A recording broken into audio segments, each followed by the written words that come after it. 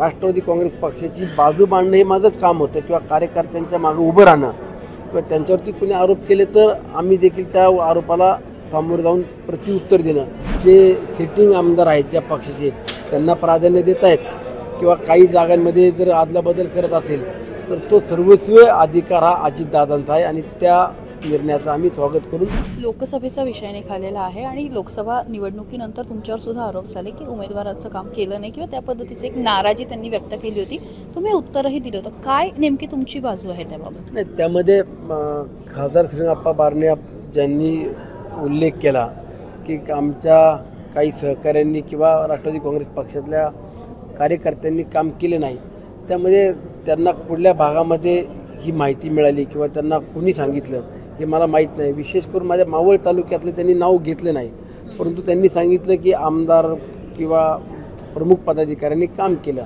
आता त्याबाबत राष्ट्रवादी काँग्रेस पक्षाची बाजू मांडणं हे माझं काम होतं किंवा कार्यकर्त्यांच्या मागे उभं राहणं किंवा त्यांच्यावरती कोणी आरोप केले तर आम्ही देखील त्या आरोपाला सामोरं जाऊन प्रत्युत्तर देणं हे माझं काम होतं. परंतु त्यानंतरनं बारणे आप्पांनी सांगितलं की मी मावळ तालुक्याच्या बाबतीत हे वक्तव्य केले नाही. मग पिंपरी चिंचवड किंवा पनवेल पुढे झाला असेल तर मला माहीत नाही. हे सगळं सुरू असताना आता विधानसभा तोंडावरती आहेत आणि महायुतीचं वातावरण आहे, त्यामुळे प्रत्येक ठिकाणी असं आहे की नेमका कुठल्या पक्षाच्या उमेदवाराला उमेदवारी मिळणार. दोन्हीकडनं दावे प्रतिदावे करतायत. तुम्ही तुमच्या उमेदवारीकडे कसं बघताय आणि त्या संदर्भात काही महायुतीत आणि तुमचे नेते असले अजित पवारांशी काही बोलणं झालंय का? नाही, याबाबत मी अजून कोणती चर्चा केली नाही.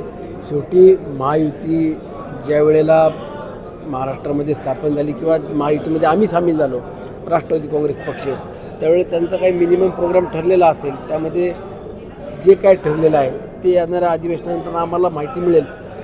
त्या ठिकाणी जे सिटिंग आमदार आहेत ज्या पक्षाचे त्यांना प्राधान्य देत आहेत किंवा काही जागांमध्ये जर अदलाबदल करत असेल तर तो सर्वस्वी अधिकार हा अजितदादांचा आहे आणि त्या निर्णयाचं आम्ही स्वागत करून जो निर्णय होईल त्याला आम्ही नक्कीच स्वीकारू. शेवटचा प्रश्न. लोकसभा निवडणुका झाल्यात, नगरची सगळीकडे गाजली होती आणि आता निलेश लंके खासदार झालेले आहेत. तुम्हाला आणि त्यांना खूप वेळा एकत्र स्पॉट केलेला आहे, चांगले मित्र आहेत. काय वाटतंय मित्र खासदार झालाय? नक्कीच माझ्या त्यांना शुभेच्छा आहेत. शेवटी लोकशाहीमध्ये किंवा संविधानाने जे काही अधिकार या महाराष्ट्रातल्या किंवा देशातल्या जनतेला दिले आहेत ते अधिकार मागच्या लोकसभेमध्ये मतदार रूपी प्रत्येक व्यक्तीनं त्यांचा अधिकार बजावला आणि शेवटी निवडणूक म्हणल्यावरती हार जीत ही स्वीकारून आपल्याला वाटतं. नाही, मित्राचं आमचं बोलणं आहे, बोलायला काय अडचण नाही. शेवटी आम्ही मैत्री एका ठिकाणी आणि राजकारण हे वेगळ्या ठिकाणी असणार आहे. महाराष्ट्रातील सर्व बातम्यांचे विश्वासार्ह व्यासपीठ.